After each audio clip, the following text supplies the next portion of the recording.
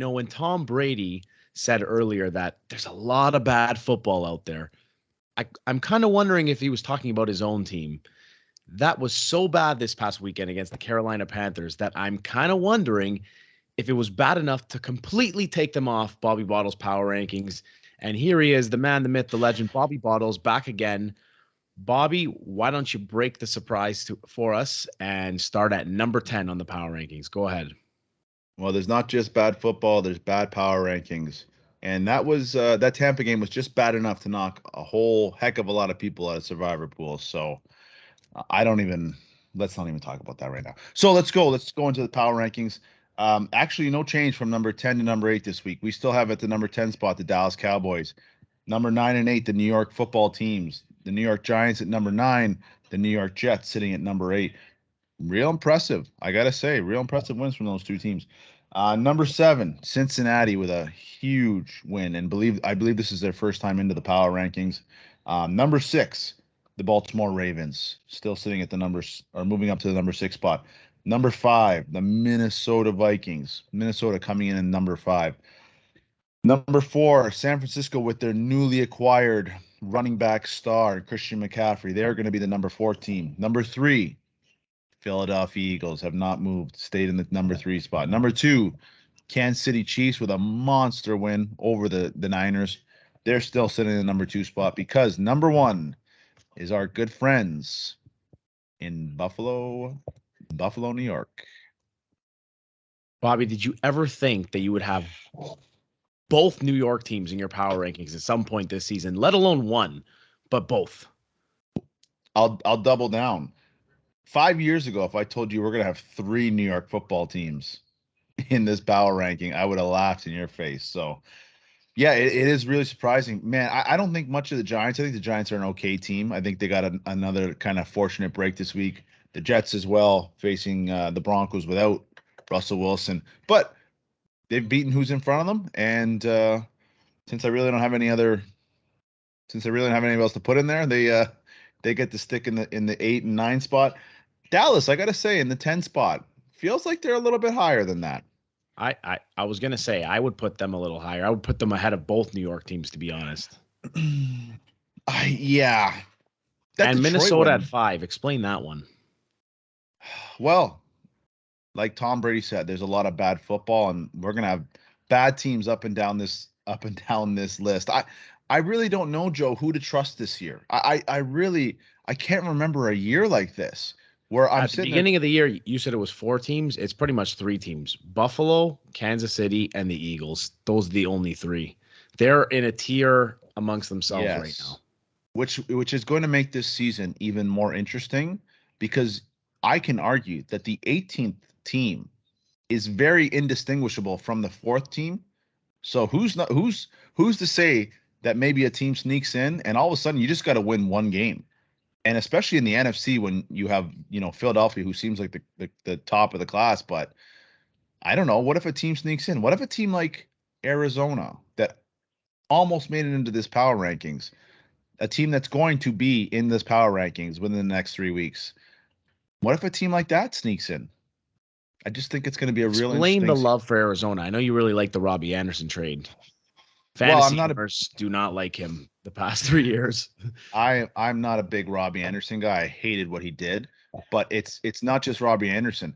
They're getting back DeAndre Hopkins, and they have looked awful without him. And I think we kind of forget that this team was a 10-0 football team last year.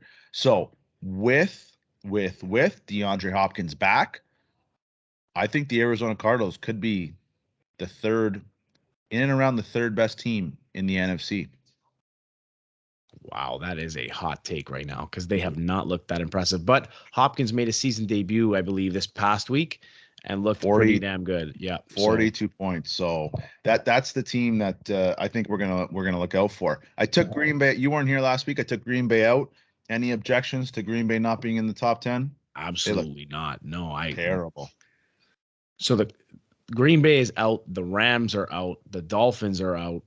A lot of teams that started off at some point in your top 10, teams that we thought that would be there all year, not in there anymore. Let's throw one more in there. Mr. Tom. Yeah, definitely. What is going on in Tampa Bay? Why the struggles? Their offense looks abysmal. I guess there's no other adjective to describe it.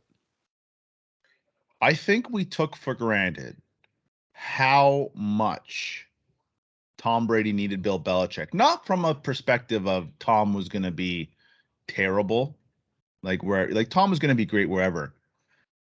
But Bill Belichick and that culture that they created up there where they were not satisfied with winning a Super Bowl, they were not satisfied with winning two or three. I think we're seeing that. I'm not sure if the Bucs are really that invested. I think they got their Super Bowl. I think they're happy. I think it's a fair weather kind of situation. I don't think they care, to be honest with you, Joe. Come Like on, man. No look way. at the They're I'm professional football players. Of course they care. I don't think they care to be great. I think they're Especially Tom Brady, the greatest of the great, who well, cared nothing but being great. well, I don't even remotely argue with the fact that it's Tom, but one guy can't care for the rest of the organization. And we see this so often in sports that when you get to the pinnacle, then all of a sudden you get the drop because you've got to the top of a mountain and there's really no place else to go. It just seems to me like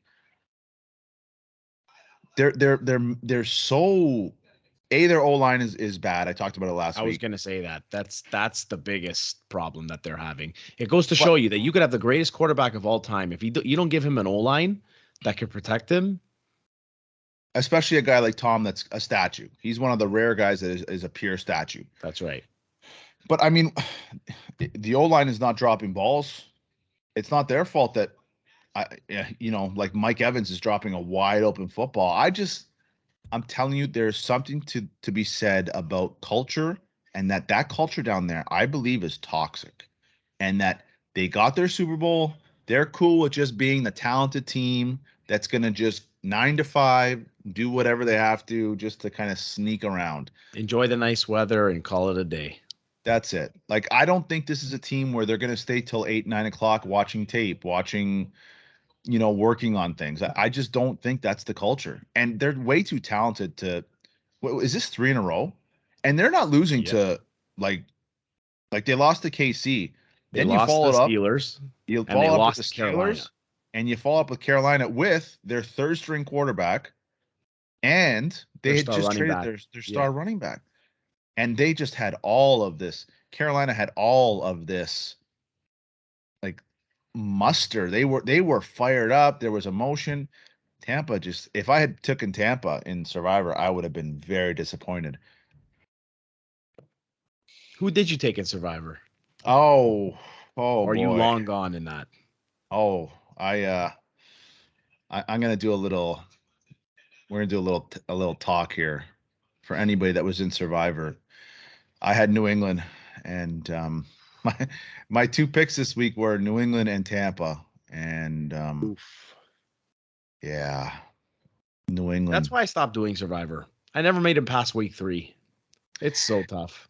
It's so tough. And now we are down to like almost nobody. It is the Survivor Pool is not going to make it to week 18 this season or 19. That is for sure. For sure. At the rate we're going, especially. All Mm. right, Bobby. We'll be back again next week at this time with, I'm sure, the same 3 teams at the top and a whole new list of teams at the bottom of that top 10. Maybe we should start doing a power rankings of the bottom 10 teams of the NFL. That might be easier. I think what we're going to do next week, I'm going to try to remember, but I think we're going to do some tiers because I want to tier these teams. And I think it's going to be more interesting than doing this top 10 and just throwing darts at the dartboard every week. I like it. All right, everybody. Thank you for tuning in. I'm Joe Choffs and here with Bobby Bottles Power Rankings. Thanks for tuning in.